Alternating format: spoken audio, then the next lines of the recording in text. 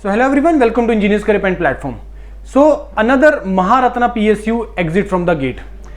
Steel authority of India limited एक Maharatna public sector है और बहुत बड़ा पब्लिक सेक्टर है और ग्रोइंग पब्लिक सेक्टर है. इसने भी 2025 में गेट से रिक्रूटमेंट नहीं किया. Now they have come with the advertisement कि जहां पे अब ये सीबीटी एग्जाम कंडक्ट करेंगे, अपना एग्जाम कंडक्ट करेंगे, रिटन एग्जाम होगा, फिर उसके बाद ग्रुप डिस्कशन होगा, ग्रुप टास्क होगा, केस स्टडी होगा, इंटरव्यू होगा. तो इसका सिलेक्शन क्राइटेरिया है. इसमें टोटल 124 वैकेंसी का एक नोटिफिकेशन आया, डिटेल में अभी बता रहा हूं.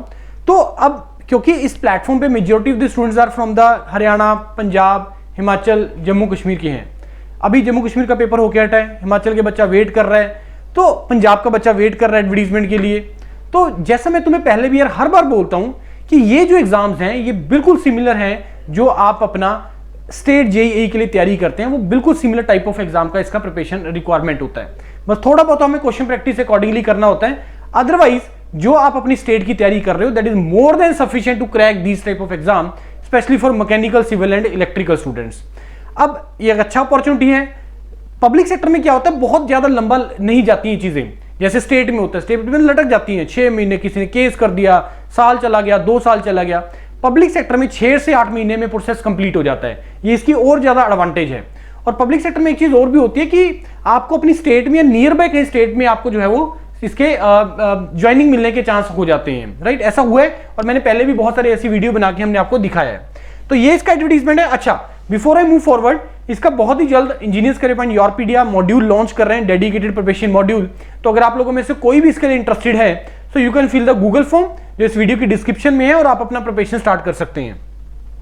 अब इसमें जो टोटल वैकेंसीज है, chemical 5, civil 14, computer 4, electrical 44, instrumentation 7, mechanical 30, metallurgy 20. Civil का बच्चा बोलेगा 14 ही तो है सर, कम है वैकेंसीज, नहीं भरेंगे हम लोग. मर्जी है यार तुम्हारी.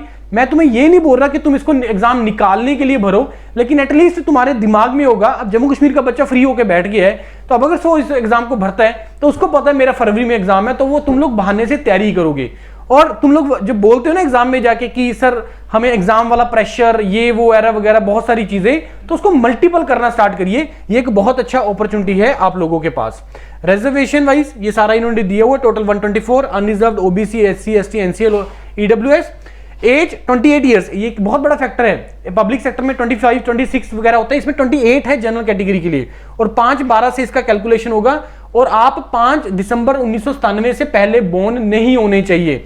अगर आप 4/12/97 को भी बोर्न है तब भी यू आर नॉट एलिजिबल. बाकी रिलैक्सेशन रिजर्वेशन का, ओबीसी का, सॉरी एज का, एससी एसटी का, पीडब्ल्यूबीडी का, वो वही रहता है सेम. उसके बाद अब ब्रांचेस एलिजिबल की बात करें सो अच्छा 65% आपको बीटेक में चाहिए. मैनेजमेंट ट्रेनिंग का ये पोस्ट है. केमिकल के लिए ये ब्रांचेस, कंप्यूटर के लिए ये ब्रांचेस, इलेक्ट्रिकल के लिए ये ब्रांचेस, इंस्ट्रूमेंटेशन के लिए ये सारी ब्रांचेस एलिजिबल हैं. आप इसको रोक के देख सकते हैं. मैकेनिकल के लिए ये सारी ब्रांचेस एलिजिबल, मेटलर्जी के लिए ये सारी ब्रांचेस एलिजिबल. उसके बाद रिलैक्सेशन इन कैटेगरीज के लिए 55% है. उसके बाद आप लोगों का नेक्स्ट आ जाता है एग्जाम पैटर्न के ऊपर आते हैं. मेडिकल स्टैंडर्ड्स भी आप इसको देख लीजिएगा. सिलेक्शन प्रोसेस क्या है, इसका सीबीटी होगा और इन सेंटर्स पे आप लोगों का जो है आपका रिटन एग्जाम होगा.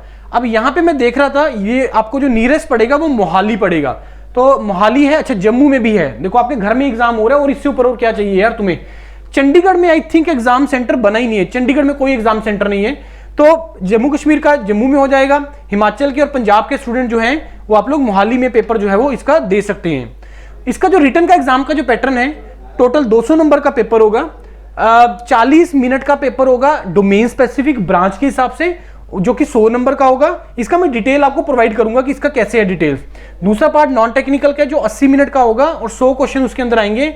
और उसमें आपका quant, English, reasoning, general awareness, ये 25 नंबर का आप लोगों का आएगा इसमें. राइट, अच्छा 25 नंबर ईच, 25 का ईच आएंगे. अब यहां पे इन्होंने कोई नंबर ऑफ क्वेश्चन नहीं डिफाइन किए कि कितने नंबर ऑफ क्वेश्चन आएंगे, उसका एक अलग से वीडियो मैं बना दूंगा मैं.